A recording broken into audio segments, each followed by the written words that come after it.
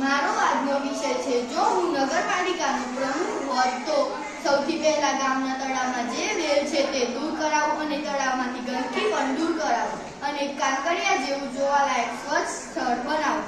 ગામના રસ્તાની આજુબાજુથી ઉકરડા દૂર કરાવું અને રસ્તાઓની આજુબાજુ વૃક્ષો ઉગાડું અને રળિયામણું ગામ બનાવું.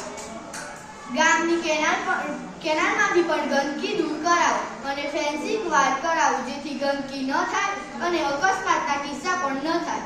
ગામની ગટરોના ઢાંકણા પણ બંધ કરાવો જેથી સુરતમાં જે કિસ્સો બન્યો તેવો આપણા ગામમાં ન બને અને ગંદકી પણ ન થાય.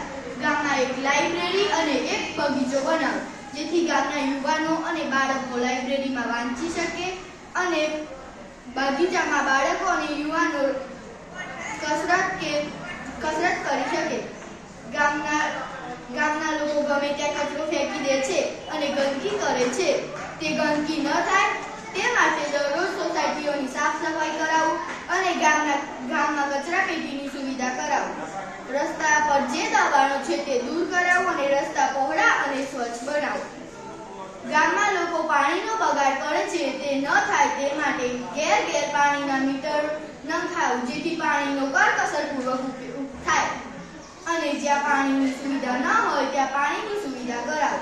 ગૌચર પર જે ગેરકાયદેસર દબાણો હોય તે દૂર કરાવો અને એક સુંદર વન બનાવો જેથી પર્યાવરણ સ્વચ્છ રહે અને ઓક્સિજન મળી રહે અને જીઆઈડીસીનું પ્રદૂષણની અસર ગામમાં થાય નહીં. ગામના તળાવ બહેનોના કપડાં ધોવા માટેની જે સુવિધા છે ત્યાં ખૂબ જ ગંદકી છે તે ગંદકી દૂર કરાવું અને તે જગ્યાને સ્વચ્છ બનાવું અને પાણી ચોખ્ખું આવે તેની સુવિધા કરાવું. ગામના ચોકમાં જે દબાણો છે તે દૂર કરાવું અને ગામનો ચોક મોટો બનાવું જેથી નવરાત્રી કે અન્ય કોઈ પ્રસંગે કોઈ સમસ્યા ઊભી થાય નહીં અને ગામના ચોકમાં સ્વાગત માટે સુંદર વિશાળ ગેટ બનાવો. ગામમાં જે અસામાજિક પ્રવૃત્તિઓ ચાલતી હોય તે તાત્કાલિક બંધ કરાવો. ગામમાં રમતગમતના મેદાનની ખૂબ જ જરૂરિયાત છે તો ગામમાં એક મેદાન બનાવડાવો જેથી આર્મી, પોલીસ વગેરે ભરતીઓ માટે ગામના યુવાનો ત્યાં મેદાનમાં તૈયારી કરી શકે. ગામના નાગરિકોના પ્રશ્નોના સોલ્યુશન માટે વોર્ડ સેવા કેન્દ્ર શરૂ કરાવો તથા દર 2 મહિને વોર્ડની જાહેર સભા બોલાવી ગામના